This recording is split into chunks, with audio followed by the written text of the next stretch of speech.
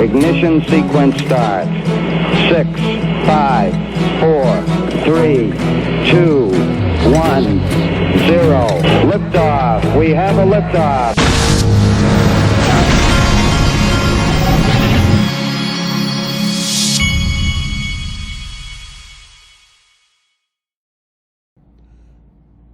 Hey everybody, this is the Digital Asset Investor, and my schedule got way out of whack today, so I'm gonna go ahead and start off with this.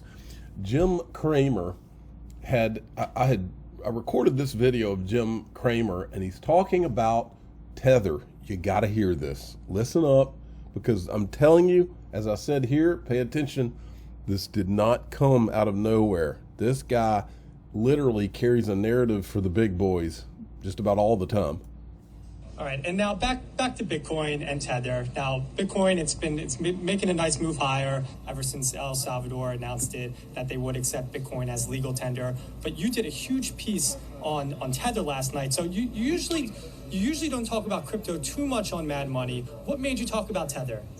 My friend Tim Massad from law school penned a piece for Bloomberg about how he was worried about Tether, worried that it's this company, by the way, that is kind of like you use them as an intermediary to buy, and it's also you can use them to get leverage. But what's most important about them is that they have a balance sheet that is opaque.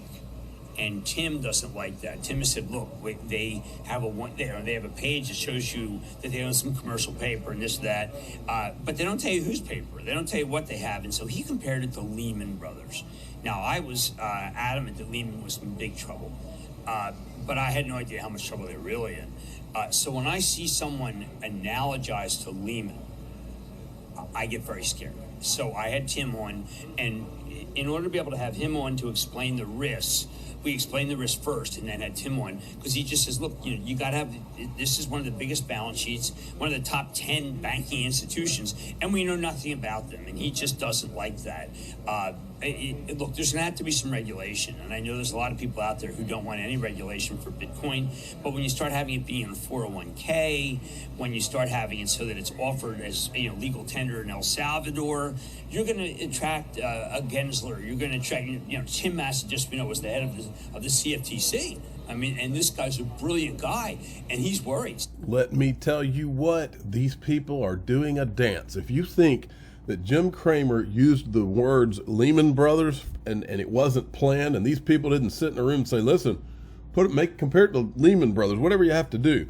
These people are in full motion. They are coming for Bitcoin. I've been telling you they're going to come for it for months and months, if not years. And all the Bitcoin, short the banks, whatever. No, short the banks is for children. We're not children here, not on this channel. That's not what we're talking about. We're talking about the real world. And in the real world, you do what Ripple has done for all these years, and you work with regulators, because like Brad Garlinghouse says, before central banks give up their currencies, before they let Bitcoin come in and dominate their currencies, they will bring out the guns and the tanks. That's the fact, Jack. And you don't have to have lived very long to figure that one out. I mean, that's what's blown my mind about this all this time. Okay, here we go. Now listen to this guy. This guy was on CNBC. The crackdown on crypto in China, and it continues. Police in that country they're hitting Bitcoin from all sides right now. And look, any of you that think that they can't take Bitcoin out, or at least temporarily destroy it to the point where nobody wants to take that chance again, think again. Now, more than 1,000 people suspected of using the digital currency for money laundering. Joining us right now to talk crypto, as well as the evolving U.S.-China trade relationship under President Biden and G7, is Bob Hormats, Managing Director at Tiedemann Advisors. He's a former Vice Chairman at Goldman Sachs, and he served 5 presidential administrations on trade relations. Bob, it's great to see you. I should also mention, and I believe this is true, you were a U.S. Sherpa at the first G7 meeting, dare I age you, 47 years ago. Yes, that's true. For the first 6, starting with Rambouillet in France. Okay, so you can provide a little bit of perspective. We'll get to G7 in just a minute, but let's just talk a little bit about what you think China is trying to do on the crypto front? Because we've gotten lots of different mixed messages. There's, a crackdown on mining on one side, and yet you have folks like Peter Thiel who think that China actually wants, to effectively push and support things like Bitcoin and other cryptos as a way of punishing the U.S. dollar. What do you think? Well, it is complicated because I'm not sure what the Chinese want themselves. I think the policy is in a period of evolution. The crackdown was an odd one because they cracked down on a lot of companies. They closed their websites, and then they put a number of them back up. I don't think it's as complicated as what they're talking about from China's perspective. I think China is just shorting the crap out of Bitcoin probably and trying to make billions off of it. This is what they've been doing for 8 years. Now, Stewart XRP sent me this. Iran's president wants to legalize Bitcoin as soon as possible. These dictatorships and the bad guys around the world, they want anything that they see that the U.S. does not like. And that's why you're seeing this kind of stuff. Now, then you got this. One of India's largest cryptocurrency exchanges, Wazirix, and its directors are under investigation for suspected violation of foreign exchange regulations. Wazirix has been owned by Binance since 2019. Okay, so you're just seeing things coming left and right. Then there's this. Mike Preston sent me this. IMF plans to meet with El Salvador's president, potentially discussing move to adopt Bitcoin. And this is an IMF team spokesman. Adoption of Bitcoin as legal tender raises a number of macroeconomic, financial, and legal issues that require very careful analysis, said Rice. We are following developments closely, and we'll continue our consultations with the authorities. And then as you go down here, crypto assets can pose significant risks, says Rice. Effective regulatory measures are very important when dealing with them. Now, against that backdrop, this is the joke is so on these Bitcoin maxis. I mean, I just can't believe they haven't been able to see it. If you're watching, any of you guys, Pump, Leona, if any of you guys happen to be watching, I want you to watch this. You saw what I just showed you. Now I want you to watch this. Meanwhile, see, because I believe there's a trick that's been going on. I believe it's a little magic trick. Look over here.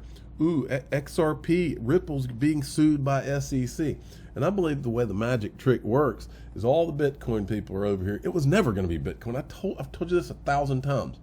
It was never going to be it for several reasons, but first and foremost, because proof of work doesn't work. And everybody knows it. Even the Bitcoiners know it. So, right here is what's going on with the same people, IMF, World Economic Forum, all those people, U.S. government, all those people are the same people. Gary Gensler, this is what's going on while all of this stuff is rising up. It was climate change. Then you've got El Salvador, IMF doesn't like that, and all these different things going on, okay? Meanwhile, XRP vet Diamonds to the Sky sent me this from the World Economic Forum. This would be June 2021, Cryptocurrencies, a guide to getting started, Global Future Council on Cryptocurrencies. And as we go down the page, you will notice something very important. First of all, when you see governance, I always remember Charles Hoskinson saying, Bitcoin has no governance. That's a problem. You have to have governance. Now, they get to all of the digital assets. What do they name? Algorand, Cardano, CeeLo, which I haven't even heard of, XRPL, Solana, which we've talked about. That was one of Greg Kidd's babies. He talked about it over and over and over, and we talked about it on this channel. And as you know, Stellar. Do you see Bitcoin in that list? Do you see Ethereum in that list? No, you don't, because proof of work does not work, and these people have known it all along. All of them know it. They've been working behind the scenes on these digital assets. MIT, freaking MIT, right there. And this right here, we've been talking about XRP and Stellar for a long, long time. And I think Solana, Greg Kidd said that that's proof of time, I believe is what he called it. But it's its own unique thing. He said he invests in things that are like game changers, not just another proof of work coin, but something that's a new thing. That's what he likes to invest in. I have to delete that. Okay, so anyway, these are all good things. Okay, moving along. BNY Mellon. Remember, I showed you in a tweet, BNY Mellon was a part of the MIT consortium that Gary Gensler was working on. BNY Mellon was in the consortium, and Ripple. Okay? Do I need to draw you a picture? My son could draw you a picture, but he's starting to act like maybe he'll draw some pictures here recently. Okay, but Rosie Rios, who just joined Ripple's board, inspired us to do more with less by taking us through a case study of saving $1 billion. How? She focused on the power of three, investing in physical, financial, and above all else, human capital. So Rosie Rios just happens to pop up with BNY Mellon, and you've heard plenty of the story of BNY Mellon on this channel. Now, here's some clips from Gary Gensler that I'd like to play for you that I found in the last 24 hours. Commissioners and staff at the SEC understand something like Bitcoin is not a security. Congress is a little bit... I would say they understand Bitcoin's not a commodity, not a security. Right. It gets a little trickier when you get to Ether. I mean, you sort of, all right, maybe that's not because it's so established, but then what do you do? File coin, and you start down the totally. So, right. So this is what I said. So that's how securities laws work. If you can get a quote established and get the current SEC to ignore a security long enough, it can then become a non-security. The buzzards are starting to show up. This smell is getting so bad. It's so true. And then there's this. I want you to watch Gary Gensler's head nod. Do you believe, or does anyone on the panel believe, that there is an event that could occur when something was sold as a security and it could suddenly not be a security in the future? So I'll reserve some of my comments. So he just nodded his head no, and then he took it a step further, turned to the guy beside him and actually nodded it no some more, like, I don't think that. I mean, so in other words, that was the whole premise of the SEC, of William Hinman coming out and saying that Ethereum was not a security, that it was when it started, but it became a non-security. The current SEC chairman does not agree with that. Meanwhile, he keeps the Ripple lawsuit going while Ethereum just walks around, all those guys with their billions just walk around like nothing happened. That can't stand, in my opinion. Now, Gary Gensler back on December 10th of 2018 told us how this is all going to happen, and here it is. Of trends in the crypto exchange world. One is likely consolidation. There's about 200 exchanges. At some point, this will shake out and there'll be fewer. Two, I think some that are offering securities like tokens that are registered with the SEC, those exchanges will register as broker-dealers under Regulation Alternative Trading System here in the U.S., or Reg ATS. And that will be in the next 6 to 18 months. But the more uncertain piece is, what about those exchanges that are just offering exchange for Bitcoin or Ethereum? And that will be more interesting to watch. I think the Intercontinental Exchange will have a big influence as they get into this business.